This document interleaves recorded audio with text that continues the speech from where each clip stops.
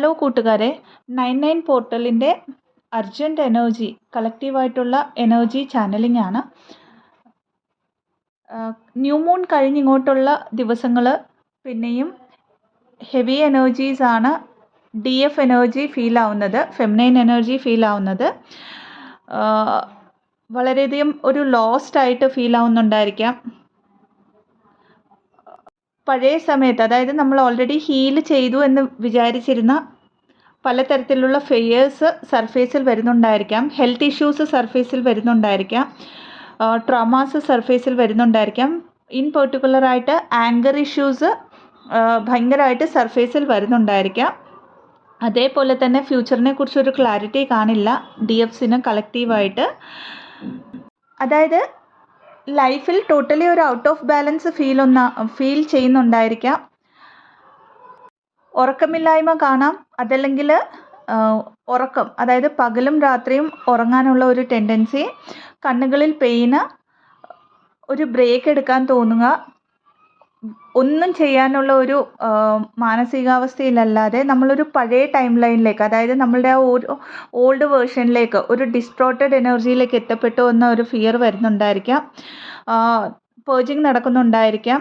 Isolate ആവാൻ തോന്നുന്നുണ്ടായിരിക്കാം.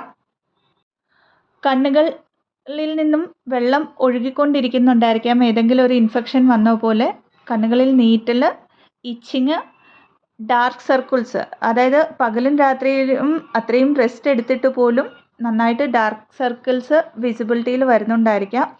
മുഖത്തൊക്കെയും പെട്ടെന്ന് കുരുക്കൾ വന്ന പോലെ സ്കിന്നിൽ അലർജി അല്ലെങ്കിൽ റാഷസ് കാണുന്നുണ്ടായിരിക്കാം. ഒരു സെൽഫ് ലവിൽ നിന്നും വിട്ടിട്ട് മേ ബി നമ്മുടെ ലൈഫിനെ ഒരു 3D യിലുള്ള മറ്റു പലരുടെയും ലൈഫിലേക്ക് കമ്പയർ ചെയ്യുന്നുണ്ടായിരിക്കാം. കൂടുതലായിട്ട് സോഷ്യൽ മീഡിയ യൂസ് ചെയ്യണമെന്നും, അതായത് ഈ എനർജീസിനെ ഡൈവേർട്ട് ചെയ്യാനായിട്ട് സോഷ്യൽ മീഡിയ ഒക്കെ യൂസ് ചെയ്യണമെന്നുള്ള ഒരു ടെൻഡൻസി നമ്മളിലേക്ക് വന്നിട്ടുണ്ടായിരിക്കാം. അപ്പോൾ ശരിക്കും പറഞ്ഞാൽ ഫെമിനൈൻ എനർജിയുടെ അടുത്ത ഒരു ടൈം ലൈനിലേക്ക് ഒരു അവേക്കനിങ്, ഒരു അസെൻഷനിലേക്ക് വരികയാണ് നമ്മൾ. അത് യൂണിവേഴ്സായിട്ട് നമ്മളെ ഒരു അസെൻഷനിലേക്ക് കൊണ്ടുവന്നിട്ട് നമ്മളുടെ ഉള്ളിൽ അൺറിസോൾവ്ഡ് ആയിട്ട് കിടന്നിരുന്ന ട്രാമാസിനെ സർഫേസിൽ കൊണ്ടുവന്ന് റിലീസ് ചെയ്യിക്കുന്നതുകൊണ്ടാണ് ഇത്രയും ഹെവി എനർജീസ്. കാരണം അഗെയിൻ 2024 എന്ന് പറയുന്നത് കർമ്മ റിലീസിങ്ങിൻ്റെ ഇയറാണ്. അപ്പോൾ നമ്മൾ ഇതുവരെ ഹോൾഡ് ഓൺ ചെയ്തു വെച്ചിരിക്കുന്ന, എനർജറ്റിക്കലി ഹോൾഡ് ഓൺ ചെയ്തു വെച്ചിരിക്കുന്ന എല്ലാ കാര്യങ്ങളെയും ഓരോന്നായിട്ടും കളക്റ്റീവായിട്ടും റിലീസ് ചെയ്ത് നമ്മൾ അടുത്ത ഒരു പോർട്ടൽ, അതായത് 10-10 പോർട്ടൽ വരുമ്പോഴത്തേക്ക് ന്യൂ ബിഗിനിങ്ങിലേക്ക് വരുന്ന ഒരു സമയമായതുകൊണ്ടാണ് ഇത്രയും ഹെവി ആയിട്ടുള്ള എനർജീസ്. സോ ഈ ഒരു ഫാൾസ് പ്രോഗ്രാമിങ്ങിനെ, അല്ലെങ്കിൽ നമ്മൾ ഇത്രയും നാൾ ഹോൾഡ് ഓൺ ചെയ്തിരുന്ന എനർജീനെയൊക്കെയും റിലീസ് ചെയ്തിട്ട് നമ്മളുടെ ഒരു ഹയസ്റ്റ് ടൈം ലൈൻ, അതായത് നമ്മളുടെ ഒരു ഡെത്ത് പ്രോസസ്സ് ശരിക്കും നടന്നുകൊണ്ടിരിക്കുന്ന ഒരു സമയമാണ്. ഇത് കഴിഞ്ഞിട്ട് അടുത്ത പോർട്ടൽ തൊട്ട് നമ്മൾ നമ്മളുടെ പവറിലേക്ക്, ഫെമിനൈൻ എനർജി തൻ്റെ പവറിലേക്ക് വരുന്നതിനുള്ള എല്ലാ ഒരുക്കങ്ങളും യൂണിവേഴ്സായിട്ട് ചെയ്യുന്നത് കൊണ്ടാണ് ഈ ഒരു കാര്യങ്ങൾ നമ്മളുടെ എനർജറ്റിക് ലെവൽ നടക്കുന്നത്. പല ഡി എഫ് എനർജീസിനും ഡിവൈൻ ടെസ്റ്റുകൾ പലതരത്തിൽ വരുന്നുണ്ടായിരിക്കാം. അത് മേ ബി ലൈഫിലൊരു സോൾമേറ്റിനെ കൊണ്ടു തന്നിട്ടായിരിക്കാം, അല്ലെങ്കിൽ മെറ്റീരിയലിസ്റ്റിക് തിങ്സ് കൂടുതലായിട്ട് അട്രാക്റ്റ് ചെയ്യുന്ന പോലെ ലൈഫിലേക്ക് ഓപ്പർച്യൂണിറ്റീസ് തന്നുകൊണ്ടായിരിക്കാം. അതല്ല എങ്കിൽ നമ്മുടെ ട്വിൻ ഫ്ലെയിം റിലേറ്റഡ് ആയിട്ട് ഏതെങ്കിലും തരത്തിലുള്ള ഒരു ട്രിഗേഴ്സ് നമ്മളിലേക്ക് വരുന്നുണ്ടായിരിക്കാം. സോ ഇതൊക്കെയും ഒരു ടെസ്റ്റാണെന്ന് മനസ്സിലാക്കുക.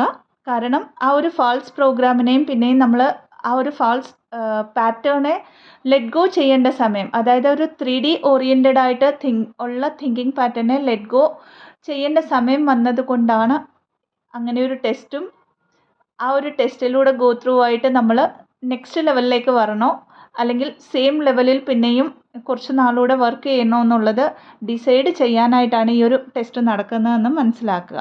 അതിൻ്റെ കളക്റ്റീവായിട്ട് മസ്കുലൈൻ എനർജീസ് അവർ അവേക്കനിങ്ങിലൂടെ ഗോ ത്രൂ ആവുന്നത് കൊണ്ട് തന്നെ ആ ഒരു എനർജീസിൻ്റെ എഫക്റ്റും ഫെമിനൈൻ എനർജീസിൽ വരുന്നുണ്ട്. അവർ 3D and 4D and 5D ഇതിൻ്റെ ഇടയ്ക്ക്, അതായത് എർത്തി പ്ലഷേഴ്സിൽ പല പ്രാവശ്യം സ്റ്റിക്ക് ഓൺ ആവാൻ നോക്കുന്നു. ഇതെല്ലാം നമ്മുടെ പർപ്പസ് എന്ന മസ്കുലൈൻ എനർജി റിയലൈസ് ചെയ്യുന്ന ഒരു സമയമാണിത്. അതായത് ശരിക്കും പറഞ്ഞാൽ അവേക്കനിങ്ങിൻ്റെ ഒരു ഡീപ്പസ്റ്റ് ഫോമിൽ നിൽക്കുകയാണ് മാക്സിമം മസ്കുലൈൻ എനർജീസും. അപ്പോൾ അവർ ഗോ ത്രൂ ആവുന്ന ആ ഒരു ഇമോഷണൽ ഇംബാലൻസും കൂടെ സെയിം എനർജറ്റിക് ഫീൽഡ് ആയതുകൊണ്ട് തന്നെ ഫെമിനൈൻ എനർജീസിന് ഫീൽ ആവാൻ പറ്റും. അതുകൊണ്ടാണ് ഇൻ പെർട്ടിക്കുലറായിട്ട് ഇമോഷണൽ പേർജിങ് നമ്മൾ ഫീൽ ആവുന്നത്. പല മസ്കുലൈൻ എനർജീസിൻ്റെ ലൈഫിലും കാർമിക് ക്ലിയറൻസ് നടന്നുകൊണ്ടിരിക്കുന്ന ഒരു സമയമാണ്. കാർമിക് ക്ലിയറൻസ് എന്ന് വെച്ചാൽ അത് അവരുടെ ലൈഫിലുള്ള ഒരു പാർട്ട്ണർ മാത്രമാകില്ല. മേ ബി അവരുടെ ജോലി ആയിരിക്കാം, മേ ബി അവരുടെ ഫൈനാൻസ് ആയിരിക്കാം, മേ ബി അവരുടെ ഫ്രണ്ട്സ് ഓർ അതർ ഫാമിലി മെമ്പേഴ്സൊക്കെയും ആയിരിക്കാം. ഈ ഒരു ജേർണിയിൽ ഒരു ഡിവൈൻ അലൈൻമെൻറ്റിൽ വരാനായിട്ട് തടസ്സം നിൽക്കുന്ന എല്ലാ കാര്യങ്ങളെയും ഡിവൈനായിട്ട് അവരുടെ ലൈഫിൽ നിന്നും തുടച്ചു മാറ്റുന്ന ഒരു സമയം അതാണ്. അതുകൊണ്ട് തന്നെ അത്രയും ഹെവി ആയിട്ടുള്ള എനർജീസിലൂടെയാണ് മസ്കുലൈൻ എനർജീസും ഗോ ത്രൂ ആവുന്നത്.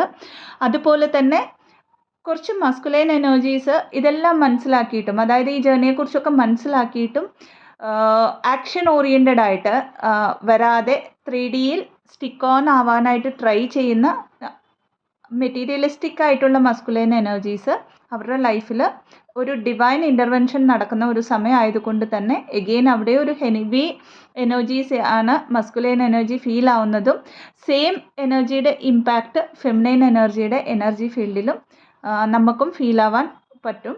സോ ഇതിനുള്ള സൊല്യൂഷൻസ് എന്താണ് എന്ന് നോക്കാം. ആദ്യത്തെ കാര്യം, എത്രയധികം നേച്ചറിൽ ടൈം സ്പെൻഡ് ചെയ്യുന്നു. കാരണം ഹെവി എനർജീസ് ആയതുകൊണ്ട് തന്നെ നമ്മൾ ഒരു കുറച്ചധികം സമയം മെഡിറ്റേറ്റ് ചെയ്യാൻ പറ്റാത്തവർ ആയിരിക്കാം. അങ്ങനെയുള്ളവർക്ക് സ്വയം അഫർമേഷൻസ് ഉപയോഗിക്കാവുന്നതാണ്. നേച്ചറിൽ എത്രത്തോളം സമയം സ്പെൻഡ് ചെയ്താൽ അത്രയും നല്ലതാണ്. ഗ്രൗണ്ടിങ് ചെയ്യുക.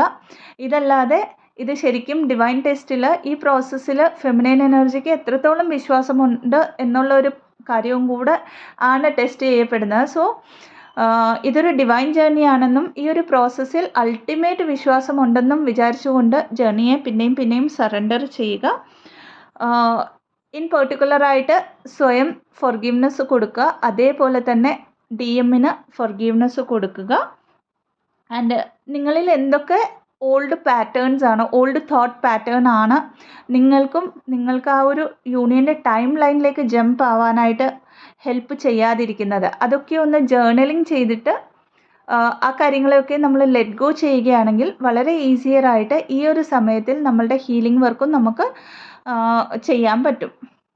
അപ്പോൾ തന്നിരിക്കുന്ന ഇൻഫോർമേഷൻ ഹെൽപ്ഫുൾ ആണെങ്കിൽ ചാനലിനെ ലൈക്ക് ചെയ്യാവുന്നതാണ്, ഷെയർ ചെയ്യാവുന്നതാണ്, സബ്സ്ക്രൈബ് ചെയ്യാവുന്നതാണ്. പെയ്ഡ് കൗൺസിലിംഗ് സെഷൻസിന്, ഹീലിംഗ് സെഷൻസിനായിട്ട്, റേക്കി ഹീലിംഗ് സെഷൻസിന്, ആകാശിക് റെക്കോർഡ് റീഡിങ്ങിന്, പാസ്റ്റ് ലൈഫ് റിഗ്രഷൻ തെറാപ്പിക്ക് ഡിസ്ക്രിപ്ഷൻ ബോക്സിൽ കൊടുത്തിരിക്കുന്ന വാട്സപ്പ് നമ്പറിലേക്ക് ബന്ധപ്പെടാവുന്നതാണ്. Thank you so much. ഓം നമഃ ശിവായ.